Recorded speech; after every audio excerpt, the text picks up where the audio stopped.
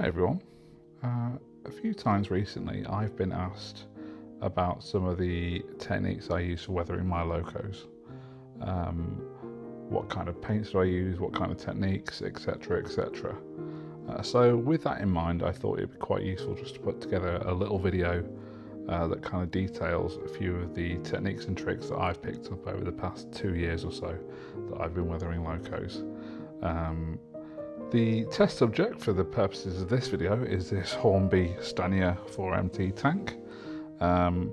As you can see, it's been renumbered on the sides to 42614, and it's also had the detail pack fitted in terms of the front steps and the drain cocks, but pretty much fresh out the box and ready to go. Great little models, fantastic runners, and some of my absolute favourite tank engines. As I say, it's been renumbered already. The number has been taken from the side using T-cut and a new one applied. But this is pretty much essentially ready now for the weathering process, which I give to pretty much all my locos. So before we dive into the weathering, I thought it'd just be worthwhile talking through the equipment that I'll be using throughout this. I weather with enamel paints. I find them really straightforward to work with, really forgiving, and you can create some very good effects with them. Predominantly I'll be using matte black via both airbrush and with the array of brushes you see here. Finer details is generally achieved with the other two browns and the white as well. As I mentioned, I use airbrush quite a lot just because being an airbrush you can create some brilliant effects, but then that is refined with these array of brushes, anything from a fan brush, thinner ones and then slightly larger ones as well. A bit of paper towel will always come in useful, white spirits for the thinning of the paint, and finally some AK products for various kind of engine oil and grease, which I'll be using later on. Now, the first thing I like to do on any of my locos, particularly Hornby ones, is just paint out the rims on the wheels, on the driving wheels, bogey wheels, pony wheels, etc., with some Humbrol matte black paint. For me, it just helps give the model that edge and helps it look a little bit less like a model. It's mainly applicable to Hornby locomotives, both older and new ones, less so Bachmann, but it's a really simple thing to do that delivers a really nice finish afterwards.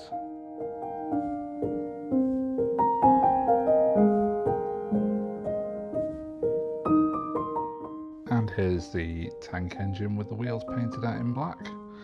As you can see, just for me, just helps give it a little less of a model-like appearance. It's mainly applicable to Hornby locomotives, mainly because they have the plastic wheel body with the metal rim round, which can sometimes be quite prominent, and to me it just kind of detracts from the realism. But it's a really straightforward, really easy thing to do with just a tin of black paint and a steady hand and a brush, and it can really help lift a model.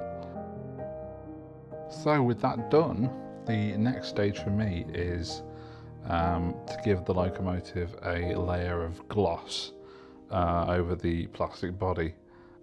This is what I generally use to kind of just weather over. It helps create a nice kind of sheen base effect. It comes out looking very glossy to begin with, but quickly weathers down with some easy weathered effects. It's done pretty easily with a Humbrol enamel varnish out of an aerosol can. After letting it dry for about 8 hours or so, and removing the tape, this is what you're left with. Obviously it instantly lifts the black paint, makes the black plastic of the body look a bit more lustrous, a little bit more shiny, but obviously for purposes like this it does look slightly too shiny. If you're looking for an X-Works fresh out the shop finish, it could be worth just leaving it like this, but for me I just find it a little too overpowering on the shine, but it makes a perfect base to weather over, as I've mentioned previously. Right, now we start the weathering process. Firstly, I just mix up some matte black paint mixed in with thinners in the airbrush, and the first task is just to give it a light dusting along the wheels, along the frames, and along the footplate as well. I'm doing a quick bit of dusting on the front and rear buffers. So yeah, just applying some along the wheels just here. Just remember to rotate the wheels as well, otherwise you kind of get tide marks behind the connecting rods and where the tanks are covering the top. But yeah, I like to try and remove the glossy effect from the top of the running plate, as you can see here, just either side of the loco. Just run it along, just try and matte down that glossy effect. The next thing is just do the same on the smoke box. I want the difference between the smoke box and the boiler to be quite apparent on this. I want it to be a loco that looks not too dirty but not particularly clean either, a nice in between look. So you can see again the weathering done on the rear, and now I'm just going over the top of it as well, just along the roof of the cab, just where all the soot and dust will settle. These were rarely cleaned in this era, so I just wanted to make it look. Again, I used loco before running a few lines across the top just to simulate that soot that's been pushed out the chimney as the loco works.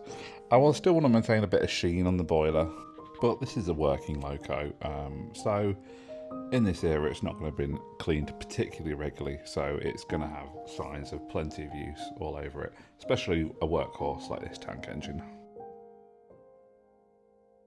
So for the next step, we're going to use this flat brush dipped in a bit of white spirit, and then using a paper towel we're going to remove most of the white spirit to make the brush as kind of dry as possible, to start removing some of the paint off the cylinders. Again, I want to keep the cylinders looking on the cleaner side. I still want them to be able to have a bit of the paintwork gleam underneath them. I don't want them to be caked in dirt or anything like that. So I'm just using this flat brush dipped in thinner just to gently start removing some of the paint off that, and then using another one, again same method, just to remove some of the paint from the vertical surfaces of the running plate brackets and the front and rear buffers. Again, I want to create the effect of kind of soot and grime being washed down these surfaces by, rain, day-to-day use, just to help give these flat surfaces a bit of texture and a bit of detail around any kind of rivets and kind of seams from the buffers and the other panels. Just helps give it a nice effect, as you can see here. Once you start using the brush to kind of remove the paint, just helps gently kind of create a really nice effect. Just again, giving that washed down weathered look, and just removing some of that initial paint application that we did firstly with the airbrush. So that's the first round of weathering complete, and it's already started to bring it to life and add that kind of detail that weathering can bring to a locomotive. There's nothing wrong with keeping a locomotive box fresh and not weathering it, but for me the joy of weathering is just really helping bring an engine to life and showing how it's used and those kind of finer details that just recreate a scene from decades long past. This is very much just a first stage, so there's more details to add, but I think at this stage already it's just starting to come to life a little bit more. And now we're ready to move on to the second stage of refining the detail. After leaving the loco to dry for a few hours, I get a fan brush like this just to start adding a bit more detail into the paintwork we've already applied. If you imagine a loco, it's going to get rained on, it's going to get dripped on. I just want to break up the kind of flat detailing that can sometimes come from airbrushing. I find with airbrushing, it can sometimes just give a bit of a flat effect if you don't refine it a bit further. Again, very much personal taste. So what I like to do is use this fan brush to, as you see here, again, very lightly dip it in thinners and dry it out as we did on the other brush, is just to create stroke work and just break up the kind of flat texture that an airbrush can bring along top of the boiler and the cab. It's just trying to mimic the kind of idea of this locomotive's got soot on and it's been rained on, and the rain has kind of created kind of channels of as it's run down and dripped. So I like to just add that using a fan brush, and then just again refine it and just add a layer on over to it with the airbrush. Use the airbrush just to kind of add a bit more paint on top. It creates a nice little layer, subtle layering effect that I really like. Hopefully you can pick it up on here. You can kind of see where the paint has been removed with the fan brush, and then where it again, if you imagine the loco steaming again and another layer going over it, that's what I tried to recreate here. So now we can take a quick step back and just look at what we've achieved so far. We've done a lot of detailing on the body, along the kind of top of the boiler and the cab, and just added a bit of grime to the frames as well.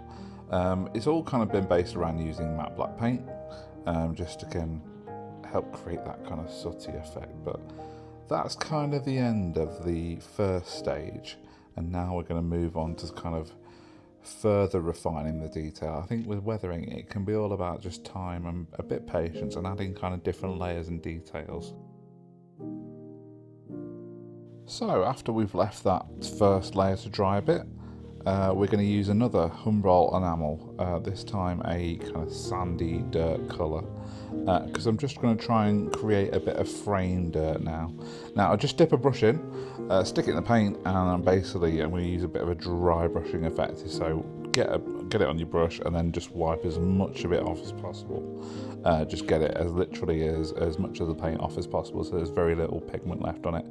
And then we're just going to start dry brushing it onto kind of on the frames, and just try and start simulating a bit of dirt kicking up on and around the driving wheels, along the frames, and then working our way up onto the kind of top of the body, and whatnot. So yeah, well, I'm just kind of applying it around the driving wheels to begin with, just on these kind of sanding boxes in between the driving wheels, on the frames themselves. Again, this is going to be a loco that has worked, that, you know, it hasn't been in the works for quite a while.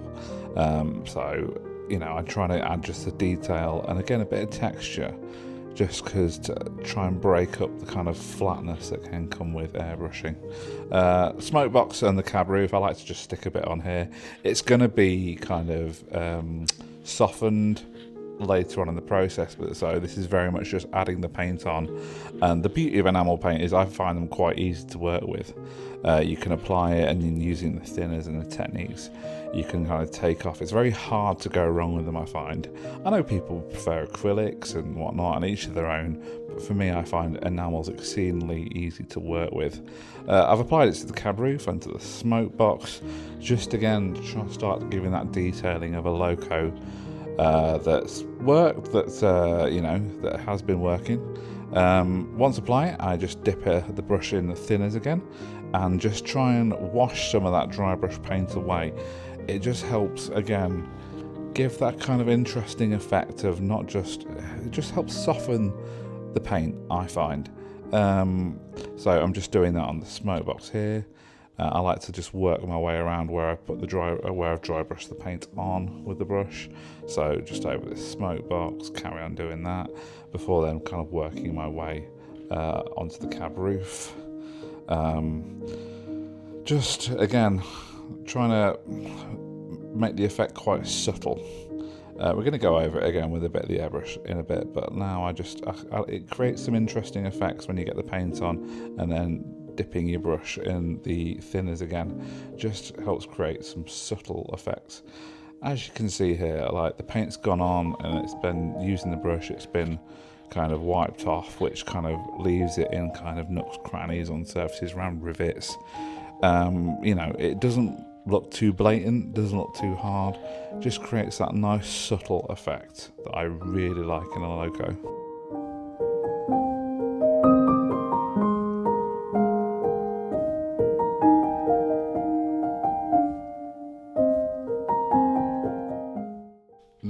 just going to further soften and refine that effect that we've been using with the dry brushing and the thinners. Just again, a bit of matte black in the airbrush, and just gently just spray a bit more over kind of the smoke box, the roof, top of the boiler, just to kind of again help soften out that kind of brown colour we've applied.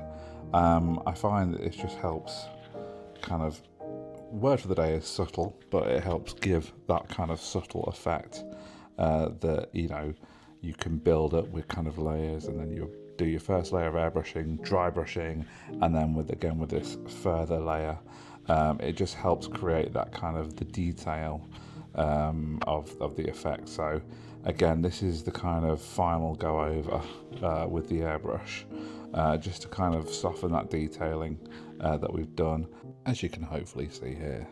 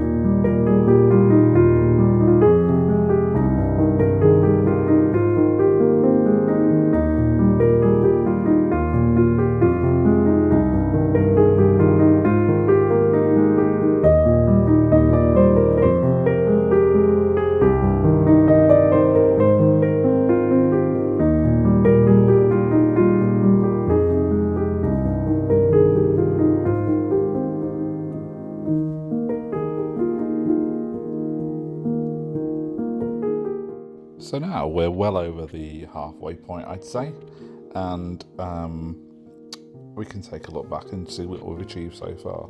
We've again started to build up the effects on both the frames and the smoke box, the cab roof, and along the boiler. Just try to avoid making it look simply flat and airbrushed. I've tried to give it a bit of detail, and inject that realism that a good weathering hopefully can bring. So yeah, this is what we're left with at the minute, and the next stage will be tackling these kind of smooth tank sides and trying to add a bit more detail onto those, just because they can stand out a bit if they are just kind of glossy and shiny, whereas I want this loco again to look like it's been in use, and that, you know, the weathering, the grime that we've done on the boiler and the cab roof kind of continues a bit down the sides. So now we're working on the tank sides and the bunker sides. So how I start this is, first of all, generally I've got some leftover paint mix in the top of the airbrush. So I just dip the brush into that, and this is a mix of matte black with white spirit thinner that I've been spraying through previously. So dip my brush in that, and then gently just start painting it down the sides, just in kind of, just as you see here, just like in drabs, just taking it down the sides, just to add this kind of the beginning of these streaks. If you imagine all the kind of soot and whatnot and all the various bits and bobs that just get washed down the side of a loco, I'm just trying to recreate that.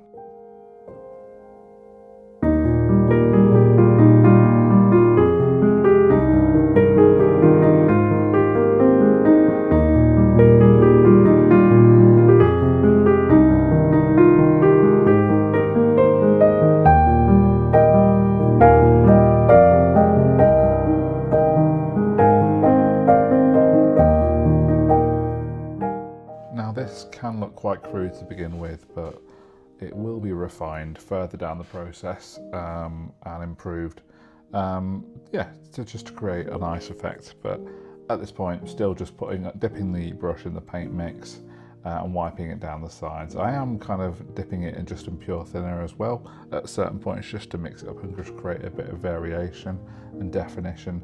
but at this point we're still just applying the paint onto the sides, just to again create this kind of streaking effect down the side, which you can just see coming on here.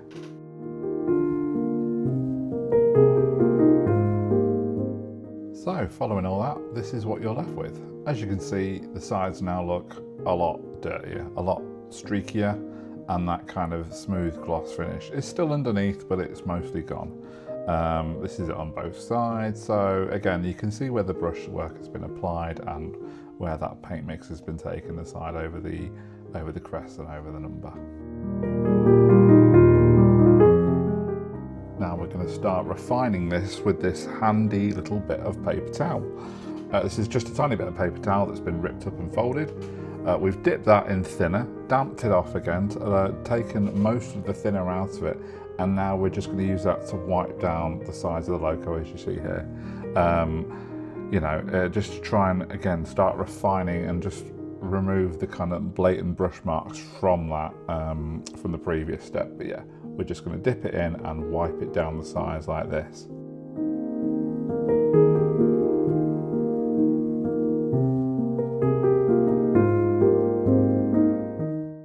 So along with refining the detail and texture, this has the added benefit of creating nice bits of detail around any kind of raised kind of rivets. This is really good to do on tender sides, but this isn't the ideal loco on, because this loco has quite a, you know, having a welded tank, it's got quite a flat surface, but the bits of rivet detailing that are on it, it will leave kind of nice kind of paint residue around those, as well as creating some kind of nice streaking subtle effects that we're trying to go for. You can see as we do this, more and more of the paint is coming off, but it's still leaving evidence of it behind, which is creating this kind of nice streaking down the sides that we're trying to achieve.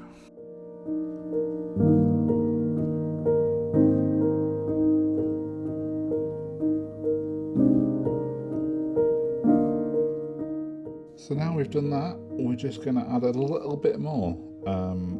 Again, this is the paint that we've just we dipped the brush in earlier. This time I'm just using a thinner brush just to add some finer detail, mainly kind of where the water filler caps are. Like, I just want to create the fact that whilst this loco has been filled up, some water has maybe mixed in with soot and has kind of dribbled down the sides just to accentuate the effect, as you can see here, just around the water filler side.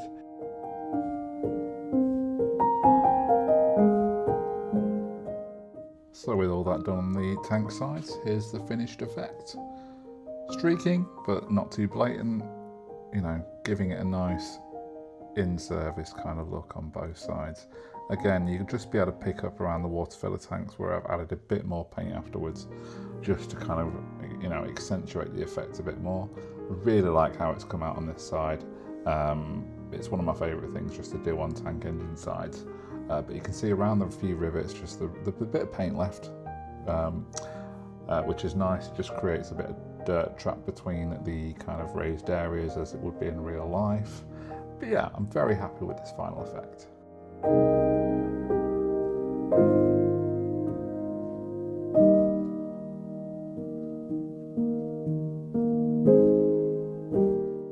So now we move on to the final details. Any good tank engine needs some buffer grease on the front and rear buffers, which I'm just doing with a kind of old stubbly brush and some matte black paint.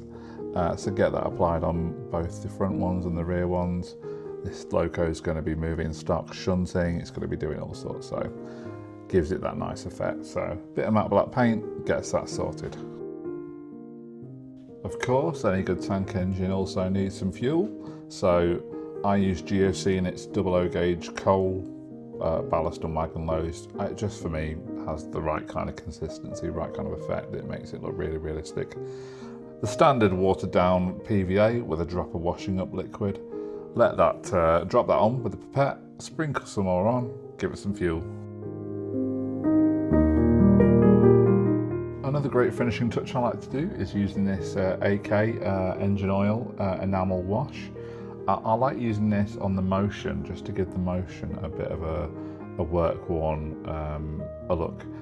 standard fresh out the box motion can just detract from the overall appearance if you haven't done anything to it. So with a thin brush, I'm just applying it quite sparingly on various parts of the motion, just to give it a kind of a nice working loco finish. You don't have to go too overboard on it. You can apply a lot if you want to, but for this, I think the little kind of streaks that I've just put on have created a really nice effect, as you can see here.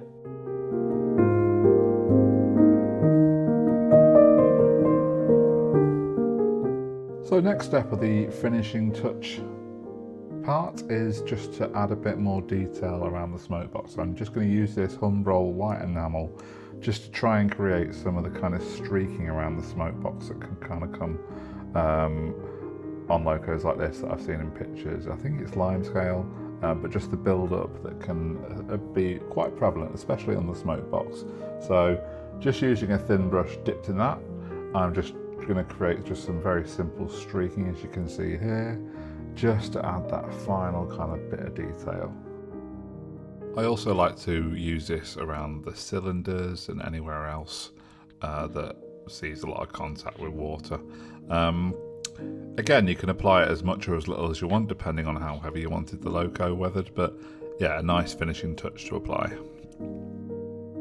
After applying that white paint, I just like to give it a quick dusting with the airbrush, again just with some matte black, just a light spray over just to soften it down. Just sometimes it can look a little bit harsh when it's freshly applied with a paintbrush, but I've found through experience just a bit of a pass over, a very light dusting with an airbrush can just give that subtlety. Those of you with a keen eye probably noticed this loco's had the wrong smoke box number for the duration of the video. The replacement Railtic Transfers 3D printed one has finally arrived. These are great and can be ordered in a variety of different fonts for LMS locos, for LNER, for BR, and are really good because, as I say, as the name implies, they have a really nice 3D effect from the number.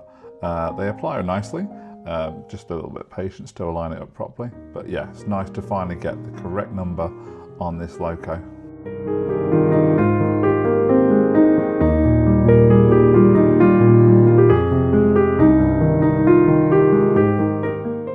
So there we have it. The weathering on this Stanier tank engine from Hornby is finally done. For me, it's really brought it to life, as any kind of weathering does. I enjoy weathering over a kind of gloss base, as you can see, because once the various paints and effects during the weathering are applied, it really helps tone down the gloss and just, for me, gives the paintwork that shine underneath. I've applied the smokebox number. I've also applied these fantastic Model U 3D printed lamps, which I use on all my stock. They're just far better than the kind of older white metal ones you get, but they fit nicely over the smokebox brackets and on the rear as well. I'm going to run this one predominantly with Suburban stock, so it's going to be just a single one on top of the smokebox. But yeah, hopefully you can see the level of detail that's just been put in through the techniques that I've talked through here. These tank sides are some of my favourite parts of this loco. Just that subtle streaking that you've got, like it's been cleaned at some point, but over time and over use, soot and rain has just washed down the sides of it, just to kind of give it a bit of a wet, worn appearance. But yeah, I'm very happy with how it's turned out, and hopefully I've given some good tips on how to achieve some weathering effects. There's no right or wrong way when it comes to weathering. It's each to their own. I use enamels, I weather over a gloss base, and for me that works nicely. But weathering and personalising locos like this is all about doing what you want to do.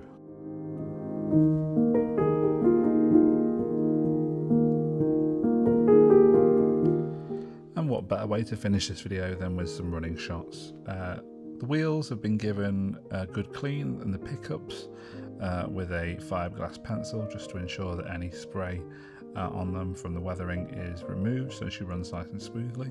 And she's been hooked up to some Accurascale Suburban coaches here running on Dewsbury Midland, the Manchester Model Railway Society's layout.